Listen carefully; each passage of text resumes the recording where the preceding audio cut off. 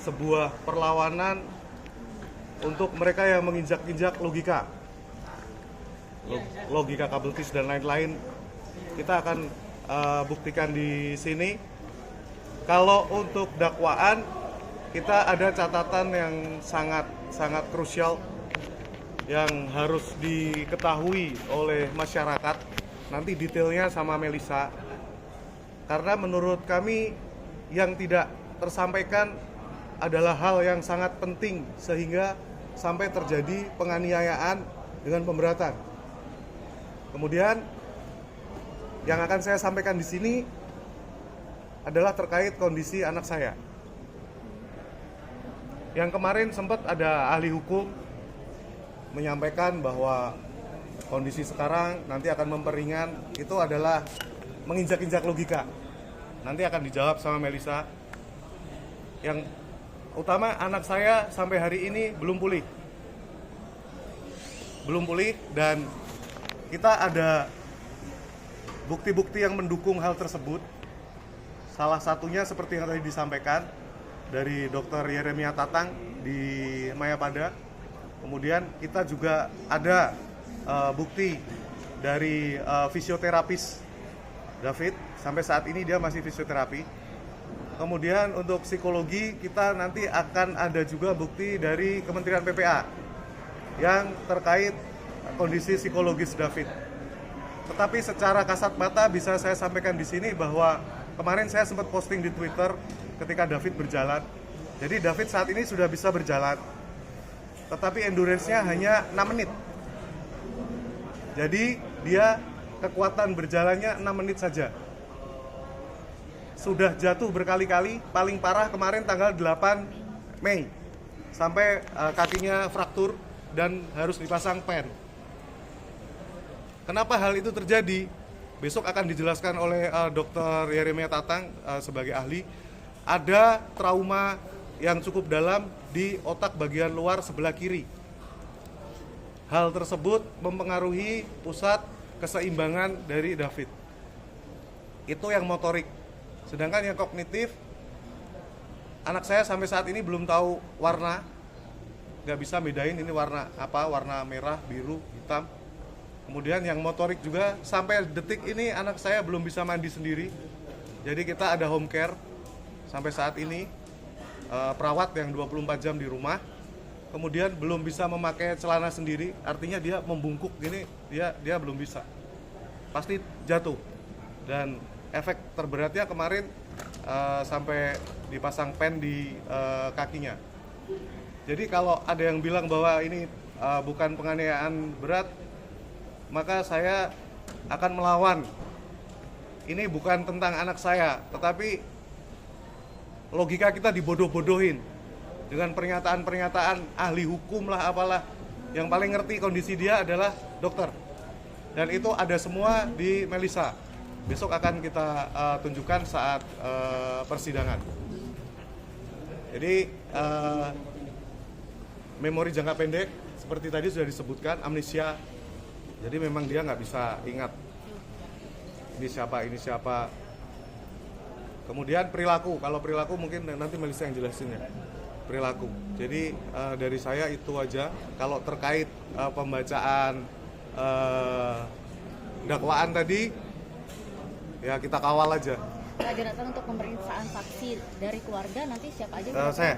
Oke, Ya. Paman. Dan Paman Rustam yang bikin laporan di Polsek. Ya. Hal-hal yang mungkin ditekankan dalam pemeriksaan nanti kira-kira? Yang maksudnya? Yang akan ditekankan mungkin saat bersaksi nanti untuk Mario dan Shane. Yang akan saya tekankan nanti adalah kondisi David yang memang itu penganiayaan berat dan perencanaan, karena tadi tidak disebutkan. Ada hal yang awal tadi saya sampaikan, nanti Melisa akan sampaikan itu. Besok akan saya ulang lagi sampai benar-benar ini menjadi suara yang bisa mewakili keadilan.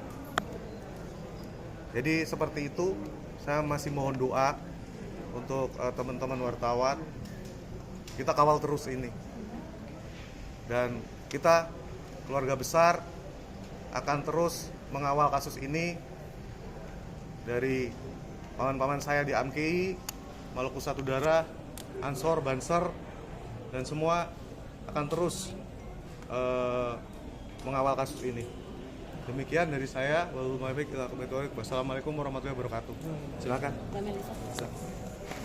Soal tadi. Ya, terima kasih ya terkait dengan dakwaan. Ya, terkait dengan dakwaan yang sudah sama-sama kita dengar dari jaksa penuntut umum, kami melihat sudah cukup baik karena ada beberapa pasal yang sudah di take out oleh jaksa penuntut umum. Pasal-pasal penganiayaan ringan sudah tidak ada, 351 sudah tidak ada. Penganiayaan berat tanpa rencana juga sudah tidak ada. Namun yang kami lihat kenapa Undang-Undang Perlindungan Anak ini masih tidak di take out ya. Sementara pada saat persidangan anak yang lalu sudah terbukti si anak yang hanya turut serta ini sudah dinyatakan terbukti secara sempurna di pasal 355 ayat 1 dengan penyertaan. Nah, kemudian dilihat lagi dari unsur isi secara keseluruhan dakwaan, sedikit yang kita kritisi ya. Ini jaksa kan sebenarnya beberapa dari JPU adalah yang mendampingi pada saat persidangan anak. Nah, sehingga kemarin besar harapan kami di berkas di pelaku utama atau Mario Dendi dan Shane Lucas ini ada hal-hal yang lebih lengkap ya, mengikuti dari hasil persidangan. Tetapi sepertinya masih sama, kami menyoroti terkait dengan unsur perencanaan juga unsur penganiayaan berat yang sudah disampaikan oleh jaksa penuntut umum itu sudah didetailkan, namun ada beberapa hal yang tadi disampaikan oleh klien kami belum disampaikan, sementara ini adalah krusial. Contohnya lebih detail nanti kita sampaikan lagi, tapi contohnya adalah terkait pada saat MDS ini menghubungi anak korban pada tanggal 30, itu tentu bukanlah komunikasi baik, tetapi ada mengancam nembak, itu sudah sampai 2-3 kali. Mungkin nanti saya 3 kali ya, saya bisa tunjukkan ke teman-teman ya, bahwa ketika tanggal 30 sore harinya yang dia pakai HP anak AG, dia sampaikan bahwa dia meminta anak korban untuk hadir kepada mendatangi mereka sekedar meminta klarifikasi. Itu tidak benar, karena bahasanya nembak lagi, ngancam nembak lagi, tetapi kata-kata tembak ini tidak dikemukakan oleh jaksa penuntut umum dalam dakwaannya. Itu yang kami mintakan nanti dalam proses persidangan digali kembali, seperti itu.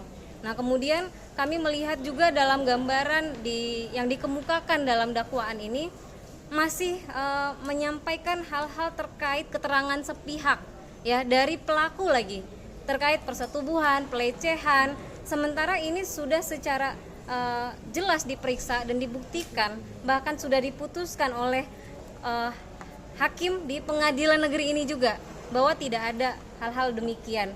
Nah, nanti ini akan digali lebih lanjut. Kami berharap jaksa penuntut umum akan lebih memfokuskan tidak hanya terkait motif ya, yang nyata-nyata motif ini bukanlah rumusan dalam pasal dan sudah jelas juga ini tidak terbukti pada saat persidangan yang lalu. Seperti itu. Ada pertanyaan? Adakah bukti-bukti lain yang mungkin akan ditambahkan saat keluarga bersaksi nanti? Ya, pertama yang seperti ayah anak korban sampaikan, bukti terkait dengan kondisi terkini pada saat tanggal 8 sempat dilakukan operasi pemasangan pen di kaki anak korban, kemudian bukti terkait anak korban masih dalam kondisi tidak seimbang, itu juga ada. Dokter sampaikan anak korban sempat mengalami amnesia dan lain sebagainya, itu juga kita akan sampaikan hal-hal yang belum masuk. Pas hari H bisa kita tampilkan. Ya, pada hari H nanti kita sampaikan lebih lengkap, lebih detail terkait progres pengobatan. Jadi anak korban sampai di posisi hari ini tidak ujuk-ujuk ya, tidak ujuk-ujuk. Kami ingatkan lagi, anak korban 55 hari berada di ruang ICU, 53 di Mayapada, 2 harinya di Medika Permata. Dan perbuatan ini tadi juga tidak dijelaskan secara detail bagaimana kronologis, nanti pasti akan didalami di dalam persidangan ya, peranan dari saksi-saksi yang ada di TKP gitu. Jadi kalau tadi disampaikan saksi memanggil hey sehingga berhenti, gambarannya tidak seperti itu. Nah ini nanti pasti akan diulik lebih jauh oleh jaksa penuntut umum, bahwa yang ingin saya sampaikan adalah bahwa penganiayaan ini berhenti bukan karena kehendak dari si Mario Dendi, tetapi karena ada teriakan keras kencang dari saksi Ibu N gitu. Sejauh ini dari pihak terdakwa apakah ada upaya membantu keluarga David? Sejauh ini keluarga di awal-awal kejadian sempat ada beberapa pihak, kita sudah pernah sampaikan ya, untuk menawarkan bantuan, tetapi dalam artian kesan yang kita tangkap damai, sehingga kami menutup ruang itu. Kita akan mintakan nanti di dalam persidangan melalui restitusi. Itu lebih jauh nanti. LPSK sudah menyerahkan juga berkasnya kepada jaksa penuntut umum, seperti itu. Dari pihak terdakwa atau kuasa hukum sempat memberikan pernyataan kepada orang tua David yang datang hari ini, entah permintaan maaf atau semacamnya, karena berhubung hadir dalam sidang perdana ini, begitu Mbak? Tidak ada ya, tidak ada. Ada tambahan? Ya, sedikit aja ada tambahan dari tim kuasa hukum keluarga. Yang pertama berkaitan dengan dakwaan perihal yang tadi sudah disampaikan oleh Mbak Melisa mengenai tidak adanya persetubuhan maupun pelecehan. Nah, juga tidak diungkapkannya masalah tembak menembak ancaman tersebut. Nah, mengutip Bang Buyung almarhum mengungkapkan sebagian kebenaran itu adalah kejahatan yang lebih jahat daripada kejahatan itu sendiri. Mungkin itu saja. Terima kasih. Terima kasih Mbak. Aja ya. Terima kasih, mohon doanya.